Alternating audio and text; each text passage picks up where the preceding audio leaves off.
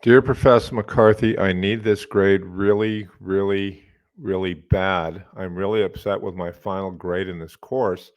I worked really hard and my grade doesn't reflect my effort. Yeah, it does. That's exactly what it does.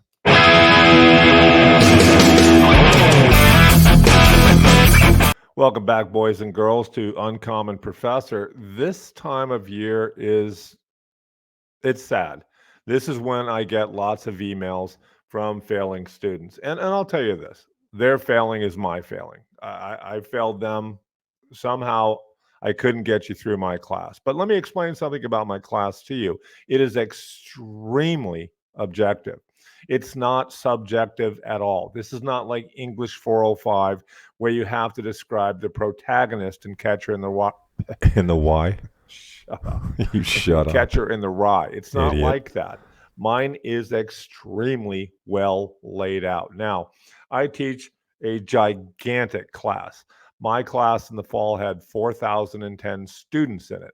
That means in the fall, I'm getting 400 students at a time. So I teach something like 10 to 12 classes a week. In my class, in my syllabus, here we go, syllabus, every assignment is laid out. First day, here's all your due dates. Here they are. But at the end of the semester, I get emails. Now, there's something new I've noticed about emails. They're really well written, really well written. There's a couple things I've there's a couple things I've noticed also. They're well written because people are using Chat GPT. And some student will write a letter and it'll start something like, "Hey, I wrote something, now turn this into something that feels like a legal brief," or something like that. The other interesting thing I always think is I went from bruh, hey bruh, and now at the end of the semester, I'm Professor McCarthy again. I don't care what you call me, whatever. It's up to you, bruh. So let me read some of these to you, and let me do some splaining. Um, and of course, I'll keep the names out of this.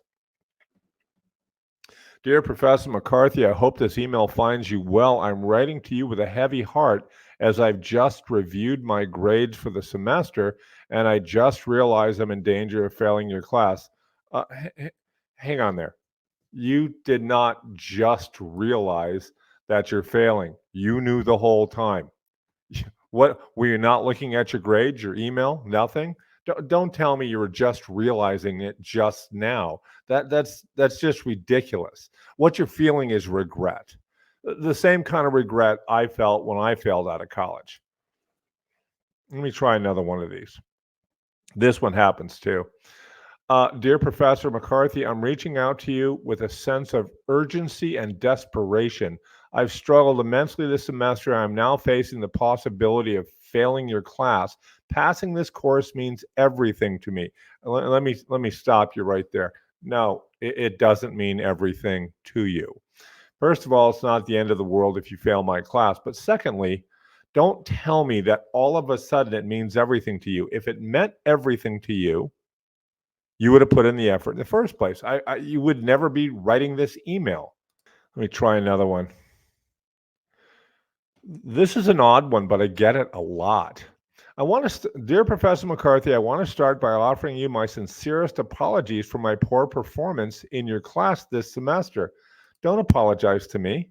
Apologize to yourself. Once again, this is what regret looks like. One of the things that I claim in my book, if it's around here, one of the here I can do this.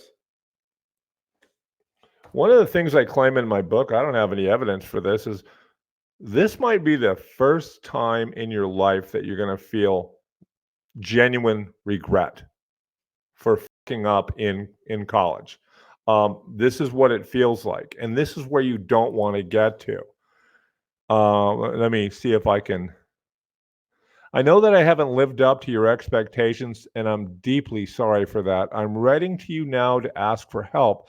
I'm determined to do whatever it takes to pass your course, and I'm hoping you can offer me some guidance or advice on how to improve my grade. Let me tell you something.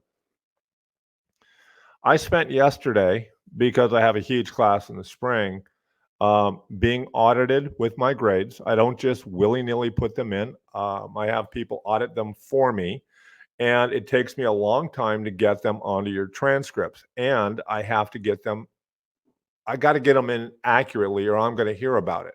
Not just from students, but I'm going to hear about it from the director of my department. So it's a big deal to me. But now you're asking me after all that happened. Let's try another one. And this one's sad too. I'm writing to you today with a heavy heart and a sense of profound regret. I've just seen my grades and I'm devastated to see I'm on the brink of failing your class.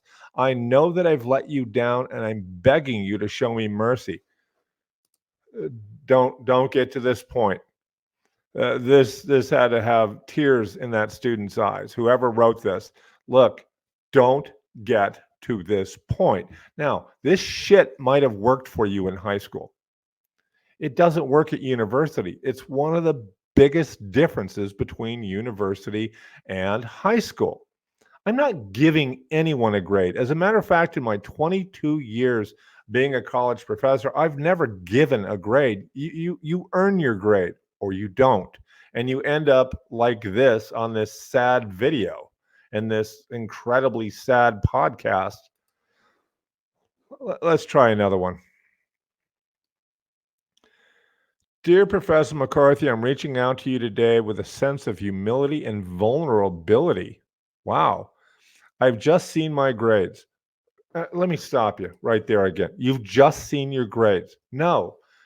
On Canvas, I don't know what sort of homeschooling you went to where you didn't know what your grades were all semester, but on Canvas, my grades are posted all semester long with a running total of what your grade is. So no, I'm sorry, I can't take that very seriously. I want you to know that I'm not making excuses for my poor performance. Yes, you are. Now, let me stop you right here. A lot of my emails are asking me to round a grade up. Dear Professor McCarthy, can you round my grade up? I got an 82 in your class, but I need an A minus at least for my GPA. My GPA is very important to me. Why are you telling me the obvious? And first of all, would you actually say that out loud? Like if you were in class and there's, like in my class, and there's 399 other people around you, hey, do you round up? And I already nipped that in the butt. I'm like, no, I don't. I don't round up. And now you're asking me to round up 8 points, and then you're explaining to me the obvious, GPA. I know how GPA works all too well with my spectacular 1.2 GPA when I failed out of college. Now, this I'm not sure I want to say this, but holy shit, I have a microphone right in front of me. Why don't I say this? A lot of people have the attitude like, well, if you don't ask, who knows? Who knows what the professor will do? So go ahead and ask, even if it's ridiculous. The way I hear that is go ahead and humiliate yourself. What's it cost you? Ask for the most ridiculous thing. No harm, no foul. A lot of parents actually will encourage their students to do that. Hey, write your professor. Who knows? You could just ask. And I answer those. And it doesn't hurt. It's annoying. And I just think it's weird that your parents are asking you, hey, write an email that's going to humiliate you. What's the worst that can happen? The worst that can happen is that you're going to get in the habit of doing that. So I know this is a rant, and I always feel bad for students that fail. And once again, I failed them as well. Don't catch yourself writing these emails. Don't do it. That's all I got for you today. I hope everyone has a great summer. I'm going to continue this podcast till at least podcast 30. I think this is 23 or 24. Peace.